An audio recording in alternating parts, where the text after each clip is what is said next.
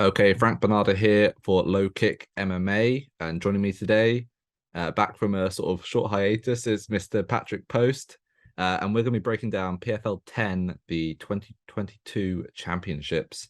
How you doing, mate? And what do you make of this card? Yeah, I'm doing good.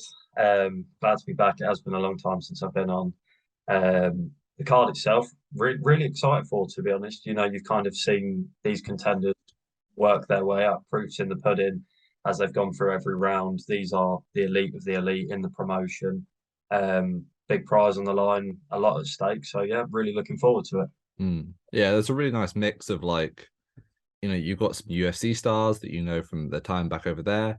You've got PFL like homegrown talent that they've had rise to the rankings. They've had like just people they've picked up who have been fighting regionally, and just guys like Rob Wilkinson, and they've just suddenly exploded into action once they've been put in this PFL season format. So yeah, it's a really nice mix. And well, let's start from the top. Kayla Harrison versus Larissa Pacheco 3.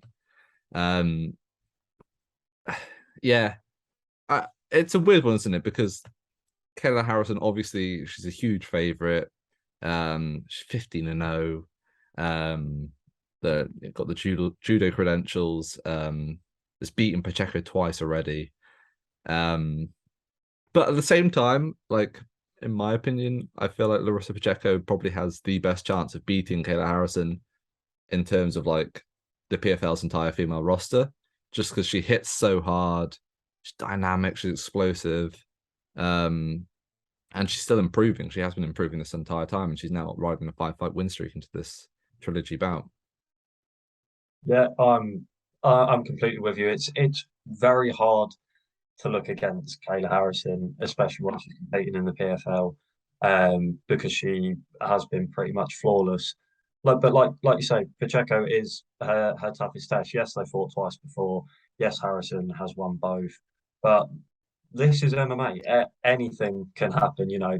Pacheco's going to be very dangerous early on, where she's got most of her power. That first round, if she can really explode and get onto Harrison early, she might be able to land something. She might be able to cause some trouble. I'm not saying she's going to flatline her in one and we're all going to be stunned come Saturday morning, but you just never know. You don't know what's going to happen.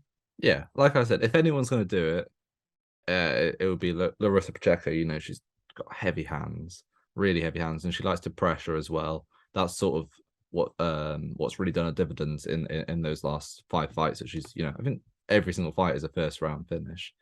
Um, so yeah, I don't know. Obviously you have to side with Harrison if you're looking at it from like, making a prediction or whatnot. But I don't know. Yeah, this is Harrison's probably her last fight with the PFL as well, which is another interesting dynamic. Like she's won this championship several times already. Does she still have that same motivation? She's beaten Pacheco twice. Um, I that is one factor that I maybe think could have some impact. Like Harrison's motivation. Like obviously she wants to keep the undefeated record, but it's just winning stuff that she's already won before. Yeah, I completely agree. And with the sentiment you're going with, that maybe her head's not fully there. This is her last fight that she said. If she's looking elsewhere and will save the UFC, maybe her thoughts are already on that and how that journey's going to go. Obviously, the big talking point if she were to ever join the UFC would be her and Amanda Nunes.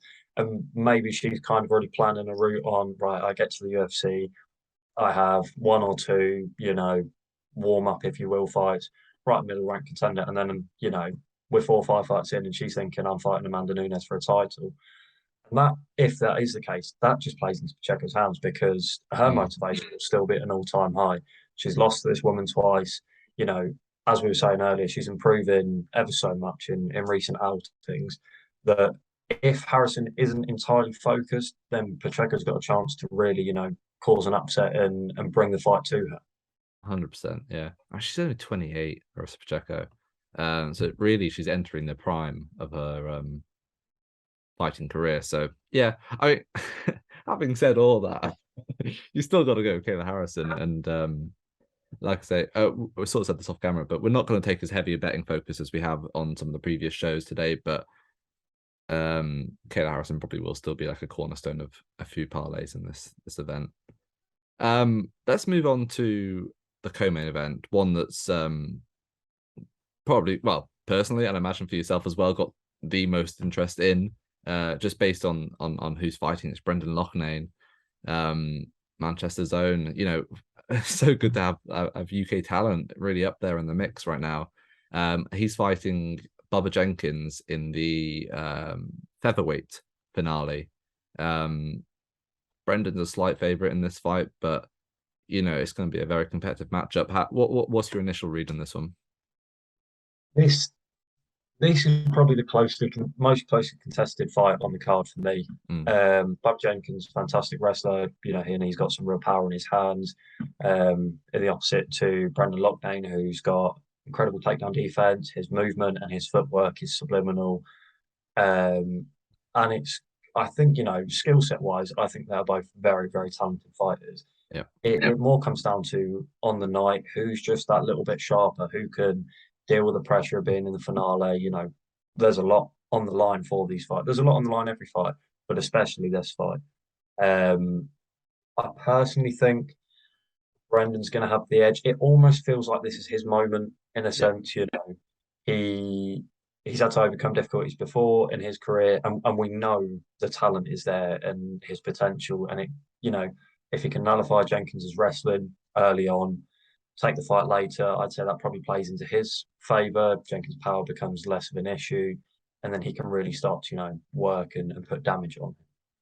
Yeah, I deal in the same, and I think that's even without the sort of bias that you know I want to see a UK champion. Because the thing is, when Brendan Loughnane faced off against Chris Wade in the semi-finals, I thought Chris Wade was going to win that fight. I was like, look, this is an American wrestler, with an iron chin, and he's not so bad on the feet either. And you know, Loughnane just neutralized him. He looked incredible in that fight. It was one of his best fights he's ever had, in my opinion, against one of the highest level opponents as well. So he really stepped up, and I think he can do that again with Bubba Jenkins. You know, it is a sort of traditional wrestler versus striker matchup.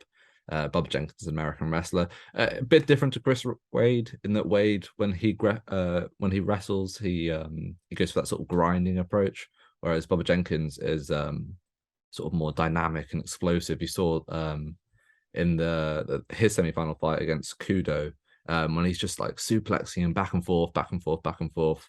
And you know that looks amazing, and it I can't imagine the sort of mental toll it must take on your opponent who's just been thrown around the ring, but it also the physical exertion that Bubba Jenkins is going to be doing when he's using those sort of takedowns. Yeah, it's going to take its toll if he can't put Brendan out there, you know, can't finish Brendan early.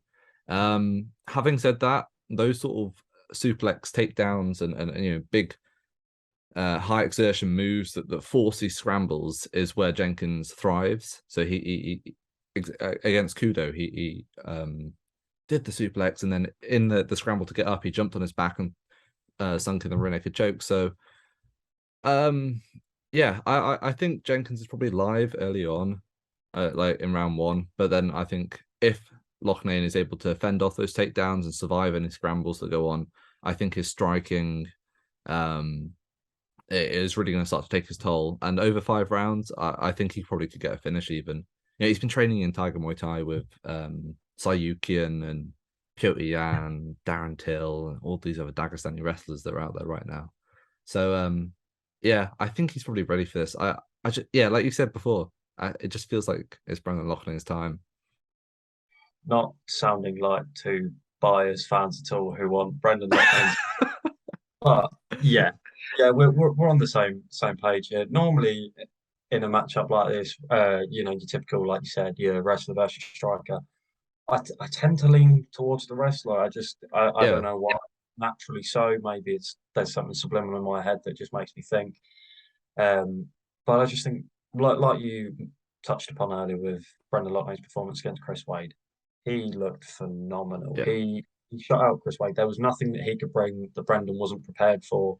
And then we saw as the fight went on, he really started to take over and put a stamp on the fight, if you will. He made sure that that was his, and he set the standard. And you kind of expect him to take the momentum from that and then ride with this into this fight. And I think if he does that, you know, he's in for a real chance of walking away with $1 million. Yeah. Yeah. I mean, like you said, like I would normally favor the wrestler as well, but it's just I did that when Loughnane took on Wade. I thought Wade would win, and what he showed in that fight just makes me think that maybe he has turned that corner, or he's no longer the sort of the traditional UK one-dimensional striker. He's becoming more of a Leon Edwards-esque fighter. Yeah, he's done some training with Edwards, in fact, not for this fight, but in the past, where he's got those hands, he's got the striking that he can knock people out, but he has the wrestling side, both offensively and defensively. And yeah, I just feel like Bobby Jenkins is too limited on how he wins. If it doesn't work, this wrestling heavy attack doesn't work, then what's he going to do? Like, I don't know. Yeah, I just feel like Brendan Loughnane's going to win. And, zero betting advice on this, but I'm just going to bet Brendan Loughnane. Just probably parlaying Kayla. Yeah. Yeah. I'm with you on that. And we will both have to eat some humble pie come this weekend if Bubba Jenkins puts on an absolute clinic. Oh, Lord. Yeah, well, you know what? You ride and die, then yeah. I'll happily do so if that is the case. But until I see it with my own eyes, Brendan's the man for me in this. What I'd be interested in seeing is if Brendan decides to stick around at PFL, because whilst I can tell he's got a lot of love for the promotion and everything, the season format sounds so grueling, and he's really been through the ringer with it, with injuries and opponents dropping out and whatnot. I don't know. Yeah, I feel like he's good enough to compete in like any major promotion right now. So maybe he looks further afield. I mean, I'd love to see Brendan Loughnane in the UFC. It'd be so good. But it's a no-brainer. When you said, when you were talking about where else you could go, it is the UFC. There are 1,000,001 matchups that I can happily see him in.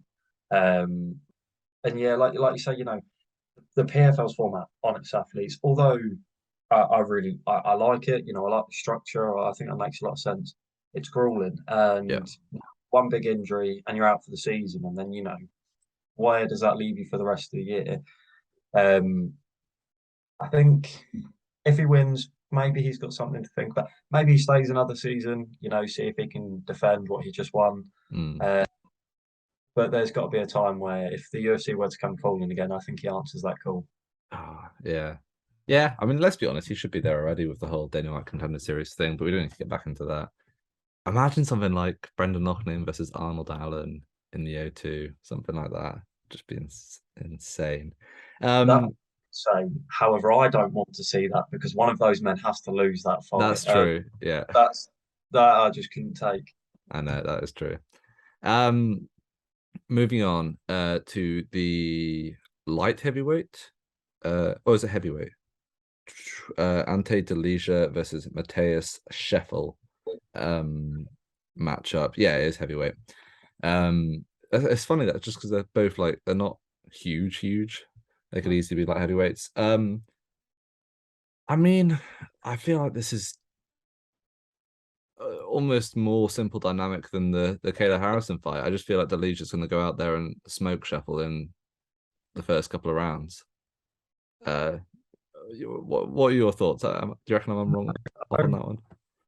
I am of a similar opinion. Obviously, the two men they fought before, and they got the job done. He finished in round two.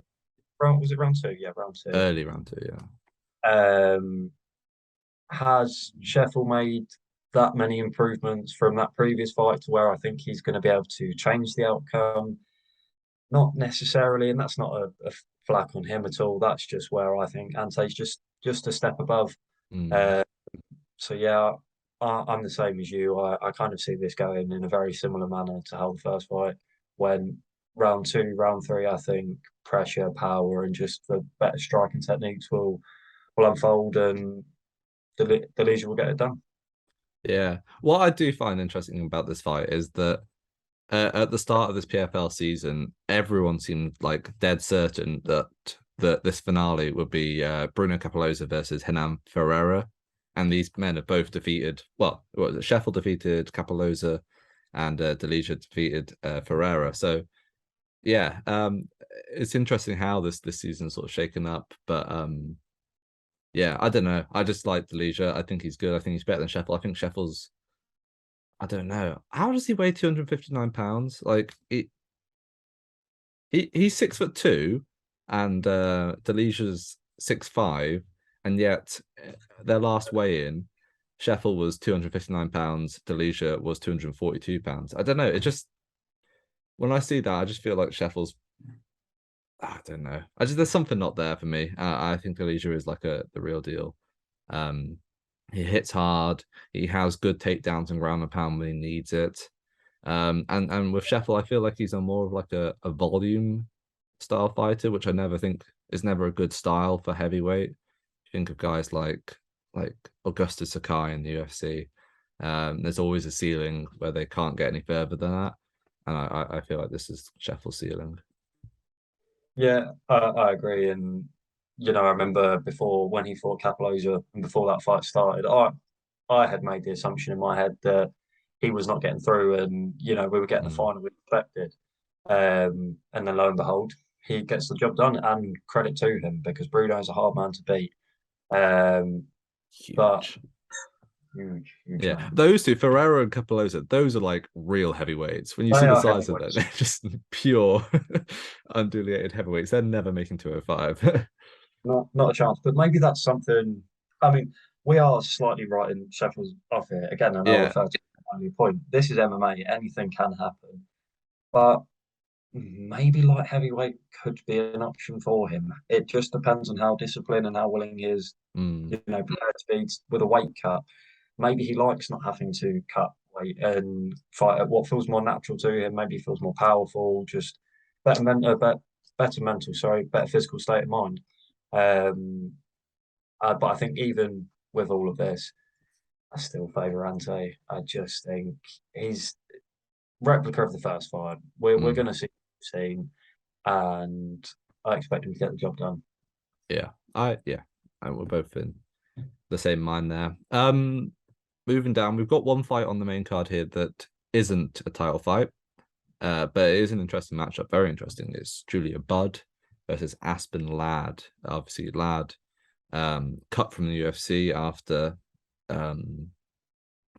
repeated failed weight cuts and whatnot. She had a huge amount of fights where she missed weight or cancellations or whatnot. There's a whole plethora of them. But now she's over at PFL and she's fighting upper weight class. She's 145 pounds now, which I've checked out some interviews and whatnot that she's done. She's saying like for the first time in years, she's able to like actually lift weights. She's like not starving herself daily. She's saying before when she was hitting 135 pounds, she had to do a 10-mile run every single day during a fight camp, which like you can just imagine the duress that would put your body under. And I do wonder because there was a time when Aspen Ladd was considered one of the top prospects in the UFC. She had like devastating ground and pound when she got on top, which is kind of was a rare attribute in that women's bantamweight division. So I don't know. I hope this is the fight where she can sort of get back into things, turn it around, and really find a home in the PFL. She's taking on Julia Budd, who's a veteran of Bellator, made the move over to PFL last year, I believe. She's since gone 1-1, beating Caitlin Young via decision and then dropping a decision to Jenna Fabian. I think if Aspen Ladd comes in, able to I don't know if she actually is able to recreate the star power and live up to all the potentials that she once had. I think she'll run through Julia Budd. I think she can just get top control, start raining down strikes, and probably get a finish, to be honest. But if she those repeated weight cuts and whatnot have just taken such a toll on her body that she's no longer the same fighter, this could be a close split decision with either person winning, in my opinion. Yeah, and I think that's probably the biggest question mark for myself is, it's great to see Aspinall not cutting down to weight Mm. and fight, featherweight. What is more natural for her now? But how much toll has that taken on her body? Like you say, she missed weight or had close calls, say, 4 or 5 times It's more during. than that. It's more like 8 or 9. Yeah, it was crazy. So double what I originally thought then. So 8 or 9 times in the UFC. Um, that's going to take some damage. Yeah, I don't care how disciplined, how motivated you are to train, and I'm sure she is because, like you say, she was highly touted as a contender when she first signed in the yeah, UFC and after performances. She might have that motivation to get back to that stardom and win here in really impressive fashion helps that case. But where is she at physically? She's able to lift weights now, which is great. She's not having to do the 10-mile run, which is just absolutely insane to think that she would do that daily. Um, but is that damage already long term? Has it taken an effect? You don't until we see her on the scale, we won't yeah, know. She's going to look a lot healthier and she's going to look a lot better. That's for sure. She's not cutting the extra 10 pounds, but you can just never tell. mm. It's a really hard call for her. That being said, I'm with you. If everything has gone swimmingly and she gets on the scale and she looks good and healthy and training's gone fine, I think this could be her perfect introduction, if you will, to the PFL. I think she can take blood down, use that ground and pound that we were talking about, score herself a stoppage victory and boost herself. She carries some momentum and she carries a name coming Mm. over from the UFC. Couple of fights, she's up there. She's matching, with the big guns in the PFL, and I think she's got the talent for it. Yeah, yeah. The only thing that worries me is like if her body's been through all that wear and tear, it's a season format in the PFL like the best move for her. I mean, I've she seems really excited by it. And that is one thing I will say. Like watching interviews and whatnot, in the build of this fight, she looks like she's in the best spot mentally that she's been in a long time. So, it's hard to. I don't know. Like you say, we won't know until we see her. But I don't know. I want her to do well. I feel like she's still only 27 years old. Like should be hitting her peak in the next couple of years. Like, yeah, it would be good to see her live up to that potential. So up next is the lightweight final. Scotland's Stevie Ray takes on Olivier Aubin Messier. Scotland versus Canada, two former UFC fighters, both have very successful careers in the UFC and have since made a very successful transition over to the PFL. You don't fancy Stevie Ray's chances in this, do you, mate? Just throw me under the bus nice and early with it. But yeah, I don't. I think, both fighters in this 8, 9 submissions each on their record. Yeah. Uh, and I think that kind of just neutralizes each other. I don't think either one's really going to want to take it to the ground and run that risk. So if it stays on the feet, I just fancy OAM. I just think he's got the better striking, probably the better cardio in my eyes. So I think the fight's going to be to his style, his tempo, kind of play out how he wants it. Um, and over 5 rounds, I think he's really going to be able to put a toll on Stevie Ray. I Mm. don't expect him to get a finish, but a fairly dominant decision wouldn't surprise me. Let's say. Yeah. I to be honest, I reckon the fight will hit the mat at some point. And that's going to be very interesting to see who comes out on top because Mercier is a sort of rear naked choke specialist. It really excels in some of those scrambles, whereas Stevie Ray, yeah, is a sneaky good submission fighter as well. Obviously got that what do you call it, a Scottish twister on Anthony Pettis that was just sensational. And yeah, this is a guy who submitted Paddy Pimblett back in I can't remember what event it was, but back in 2019 he heel hooked him. Um, yeah, I feel like I don't have a read for who comes out on top if it does go to the mat. But then yeah, on the feet, like to be honest, I feel like I probably like Stevie Ray's like fundamentals more. I feel like he throws a really nice 1-2, nice straight, but he's slow. That's the issue in it. Like Open Mercier definitely has a speed advantage on him. Um, both good calf kickers. Yeah, I just think the speed is the thing. I just think I don't know. Stevie Ray's tough. Maybe Mercier slows down, but he's typically had a pretty good gas tank. The man trains with George St. Pierre, so like, yeah, I don't know. I want Stevie to win, but he's a big underdog and a big underdog for a reason. So, uh, I don't know. Thing is, though, he was a massive underdog against Anthony Pettis the first time, and he pulled out that Scottish Twister. So I'm never gonna count Stevie Ray out, but yeah, it's a tough one. Yeah, yeah, and I'm the same as you. I think if this fight hits the mat, things get really interesting. That exchange will be phenomenal to watch because Mm. both of these men are extremely talented. Um, but like you say, it's just the tempo. It's just OAM's just going to be that little bit sharper with his shots, Yeah. running combinations. Anything. Stevie Ray throw a nice 1-2, which I completely agree with. But for him to throw that 1-2, throws punch, resets. How many shots can OAM get off in that kind of break Yeah, period? definitely. I agree That's with that. that's I think the biggest concern for Stevie. Good fight. And if Stevie Ray, once again upsets the odds like he did against Pettis, then I'll eat my humble pie quite happily because I wouldn't mind seeing it. But I think this favours OAM slightly. Yeah, I think that's fair to say. Like, I think it does favor him, and you know, what's more fun than backing a massive underdog, especially that someone like Stevie Ray who's really overcome so much to get to this place. So it would be amazing to see him win and defy the odds one more time. Um, let's move down then. The welterweight finale. It seems mad to say that Sadibou is a welterweight, considering the man's 6'3". It's absolutely huge. Sadibou he's fought his way to this position through the season format. Picked up a couple of wins, including a decision victory over Roy McDonald, and then beat Carlos Leal in was it Cardiff, I think. But then Delano Taylor, the man that he's fighting, interesting one.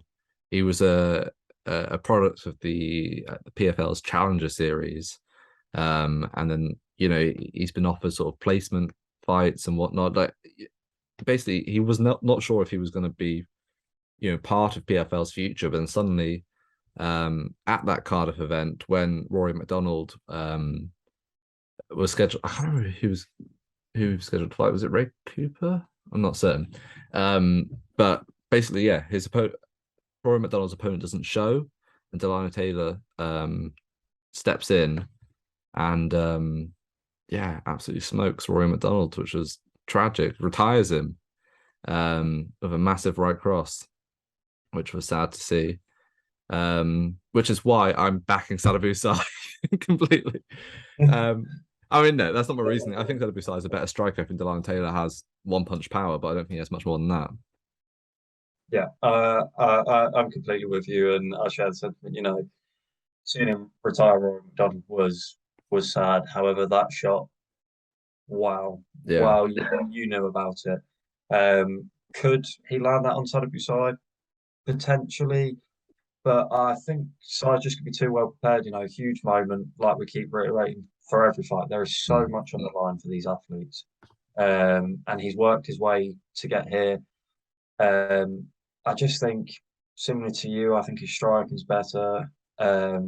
And I think he's going to avoid the power punches. He's going to avoid that dangerous overhand right, especially early on. He's going to be nowhere near it. He's not going to give Taylor the chance because, as we've seen, should he get the chance, he can shut your lights out, and he'll be very aware of that and very well prepared. Yeah. I just think there's so much in Sai's favor in this. The only thing I guess is he's nearly 36 years old, whereas Taylor's 25 years old. So yeah, big age discrepancy. But size, I mean, he's 6'3", which is is Delano Taylor's the same height? I did not realize that. Um That's pretty mental, actually. What But did we say? Scheffel was earlier. How tall was he again? Sorry. 6'2". Yeah, I just thought that as you were saying it. Wow. Oh uh, my God. but Sai still has the reach advantage, by yeah 3 inches or so. Yeah, I Sai's just quite a kickboxer. I think he's gonna be able to piece Taylor up. He's got a nice jab. I think he can move around fast, and I think he probably can start countering Taylor as he's throwing that big shot that he's got. Um, yeah, Taylor's not really experienced on the big stage, whereas Sai's been fighting the PFL for a while now. I just think there's everything in Sai's favor in this fight, and yeah, I think he probably finishes Taylor as the rounds go later, and Taylor starts to gas. Yeah, yeah, I 100% agree. But if it plays how we both expect, Taylor's 25. He has time on his hands, Yeah. loads of time. You know, he can. I mean, if he emerges victorious in this, then what a story, and well deserved, because he came in short notice, Mm. beat Rory McDonald, got thrown into this opportunity where the odds do seem stacked against him. And if you can get it done, a credit to him, and he deserves everything that comes from it. But if he can't, it's not the biggest heartbreak in the world, because there's plenty of time, plenty of opportunity for him to learn and bounce back. And he puts in a good showing here. He's gone from initially being someone who wasn't in the PFL's plans, say, a year ago, to just lost in the grand final, put in a good display, could be classed as a serious contender. Yeah, I mean, I think regardless, right now he's going to be in the PFL season next year, in this division. So, I mean, he's already turned his life around, but now he's got a chance to win $1 million. So, yeah, it'll be a fun fight. There's a lot of fun fights, you know. The only thing I question about all these fun fights is they're all 5 rounders, and yeah, this card could go very late if they all go late. But let's move on to the final title fight of the card, I believe. Yeah. Um, and also the opening fight of the main card. It's Omari Akhmedov taking on Rob Wilkinson for the light heavyweight finale. Two more UFC veterans. Omari Akhmedov was in the UFC for quite a while. Rob Wilkinson only fought twice. One of those fights being against Israel Adesanya, which I mean, if you watch how Rob Wilkinson fights, that was always going to be an awful matchup for him. Um, Having said that, I think I'm liking Rob Wilkinson's chances in this matchup. But what's your read? I I'm with you. I think his But I think I think he's come on a lot since coming to the Yes. PFL. You watch that Adesanya fight and compare that to now, completely different athlete. I favour his striking, certainly, against Murray Akhmedov. I think he can neutralise Akhmedov's takedowns. And if so, if he can keep this fight on the feet, I think it plays into his favour. Um, there is every chance that he can't, and Akhmedov gets him to the floor, and then it's a whole different ball game. But I just think since joining the PFL, he's evolved so much, and his overall game's improved tremendously. Um, so yeah, I do favour him here. Yeah, I so do I. But I don't know. When I was doing tape study, there were like a few things that sort of gave me cause for concern. Like Wilkinson's last fight where he knocked out Dylan Monte in the first round. He got hit so much in that. He's probably one of those sort of takes one to give one. You know, he really doesn't mind being hit. And Monty had a lot of luck, like charging forward and just sort of looping punches. I mean, this is before he got knocked out, but yeah, I don't know. I just feel like Akhmedov could, he's got a killer overhand, right? His overhand is his best shot, and there's a lot of power behind it. Yeah, he knocked out that Victor Pesta with it, absolutely brutal. I just feel like um, if he charges into clinches, utilizing the overhand, he could, threaten with a shot, threaten with the overhand itself, bring the fight down. I wonder how Rob would deal with that.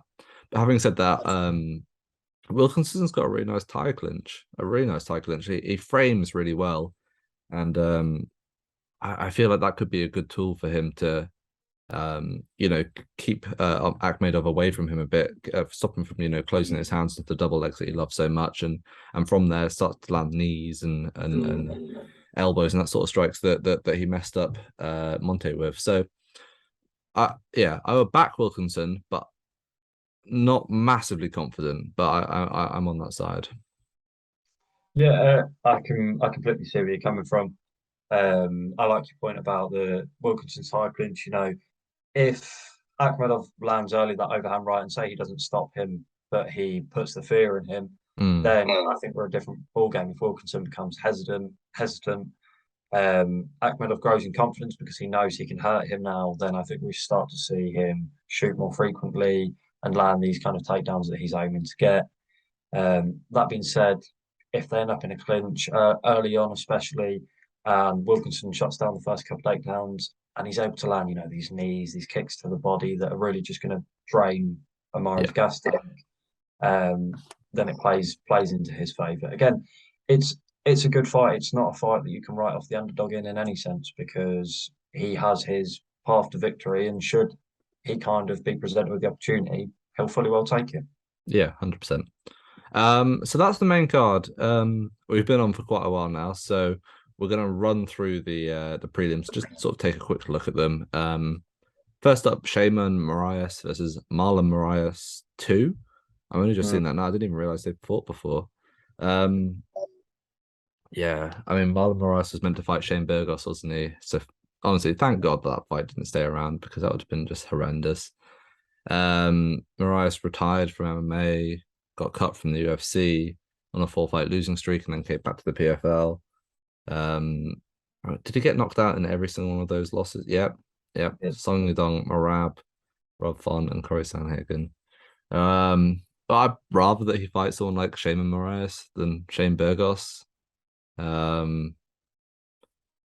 He's probably still gonna get knocked out, isn't he? Yeah, when I was looking into this fight, I had the same kind of thought as you. I was like, thank God he's not fighting Shane Burgos because that man just goes caution to the wind. He loves a firefight. He's so big. And that does not play into Morris's favour if they were fighting. No. That said, I just don't. Marlon Moraes back in his day, phenomenal fighter. Amazing. I just think time's caught up with him. You've been knocked out in your last 4 fights. I have real concern. Shane Moraes has 6 TKO KO finishes in his career, so he's got the power there. And I think, as much as I don't want to say it, I think this becomes knockout loss number 5 for Marlon. Probably. And let's really hope it's the last one. He just needs to hang up the gloves at this point. But I fucking watch him go to like BKFC or something after this. Oh, please don't. Also on this card, Nathan Schultz versus Jeremy Stevens, Lil Heaven Stevens. Yeah, dropped a loss to Clay Collard and then beat Miles Price in his first 2 fights for the PFL. But he's a massive underdog in this fight against Schultz. Probably too big, in my opinion, because he's still game. Like, how old is he now? 36. It is coming to the latter end of his career. But I mean, to be fair, he's one who dropped 4 in a row in the UFC, or was it 3 in a row? And came back and sort of managed to bounce back quite well. And that fight with Collard was super competitive still. I remember he was a massive underdog in that fight, but he didn't fight like that. He fought like someone like with even odds, essentially, like looked very competitive. Yeah, I don't know. What's your read on this one? If I'm honest, I don't have one. Jeremy Stevens for me is one of those fighters that I just think he's so unbelievably game that it doesn't really matter who's put in front of him. He will give you 110%. I think he's had a long career. We're talking, I'd say, Oh yeah, I haven't got it. I'd say over 50 odd fights, isn't it? yeah, it's crazy. He fought in like one of the early UFC fights against like Dean Thomas, I think it was. Let me get the stats up. Yeah, Din Thomas at UFC 71, when he was still like a 20-year-old or whatever. Um, and he's still going now. Crazy. And that in itself is insane. I think, the damage maybe that he's accumulated over his career, when does that start to play a factor? Mm. It could be now.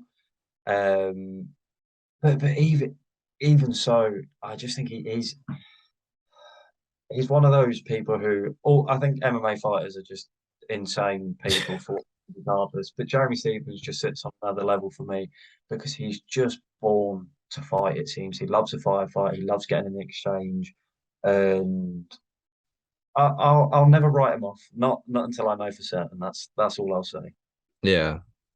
And it's not like Schultz gonna go out there and knock him out. He's a submission specialist who goes to decision more often than not. So yeah, I'm not gonna like have money on it or anything, but um yeah, it's always fun to watch Jeremy Stephens fight. And it's good that he's not in the UFC fighting that elite level opposition. He's fighting I mean Schultz not a world beater, let's be honest, but he's still a solid fighter, so I think it'll be a good matchup. One matchup that the odds are wide and rightly so, in my opinion, is I thought I was going to have that first time. Karamov, yeah, Yeah. Magomed Karamov, Magomillions versus Gleison Tibau. Tibau's 39 years old, um, and I think he's just going to get run through. Even though he's a competitive wrestler, he's coming up against one of the sort of elite Dagestanis with a 30-6 record. Which is a crazy record, let's be honest. And also remember, Magomed, I'm just gonna call him Magomed. Yes. Um, he's beaten both the guys in that welterweight final today, Delala Taylor and Zalabusai. Um, he's beaten both them guys. He's elite. He's I think won and competed for the PFL welterweight final multiple times. And I think this is just going to be a fight that he's going to get the win. He's probably going to. I mean, T-Bow is like made out of like hardwood. He is a monster. So I don't know if he'll get finished, but if anyone's going to do it, I think Magomedov is Jesus. No, I see where you're coming from. I think T-Bow's age is just a really big factor for me and Magomed, and I'm only going to call him Magomed because Yeah, we say otherwise. Um, he's phenomenal. He's absolutely phenomenal. Um, it seems like it's going one-way traffic in my eyes.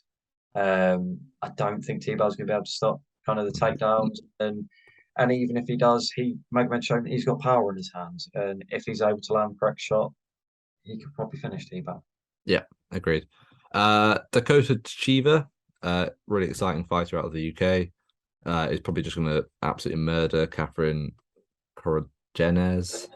Can't pronounce the name. Dakota made a PFL debut on the Cardiff card, I think it was, and finished the fight quickly with a clinch knee to the liver. She's got this Muay Thai background, um, crazy KO record for a female fighter. She's 6-0 going against a 2-0 fighter who's only fought once in the last 3 years. I mean, does anything else need to be said about it? Not really. I think you hit the nail on the head. It seems like everything's in her favor, and she's very good. She's very talented. So even if it wasn't, I would probably still fancy her chances. Yeah, But this this is set up. This is set up nicely for her. We'll just say that. yeah. Fair enough. They're building the record. And then lastly, it's Biagio, I think the name is Ali Walsh, Muhammad Ali's grandson, is making his third fight in MMA, taking on Tom Gracier or Gracer. It's probably not Gracier, it's too fancy. Tom Gracer, who's 0-0. I mean, you presume the son of Muhammad Ali, sorry, grandson of Muhammad Ali is going to win. But I mean, who knows? Let's be honest. None of us have done any tape study on Tom Gracer. And if you manage to find some, I'll be very impressed. It again, we're going off name value and what kind of seems what you would expect to happen.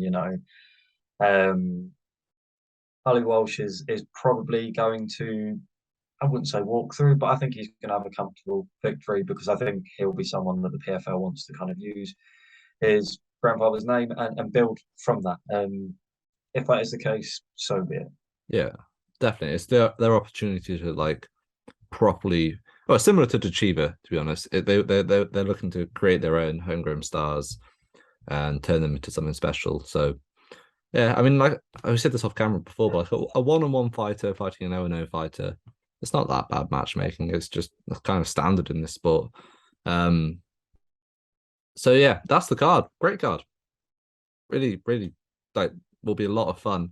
Not sure if I'll watch it in the evening or the next day, but yeah, a lot of fun matchups in there. A lot of close matchups as well. That's like there's only like what the main event and like maybe the Ante Delija fight that I'm like certain on the outcome. The rest is like, well, I know you're completely writing off Stevie Ray, but I'll still back Braveheart.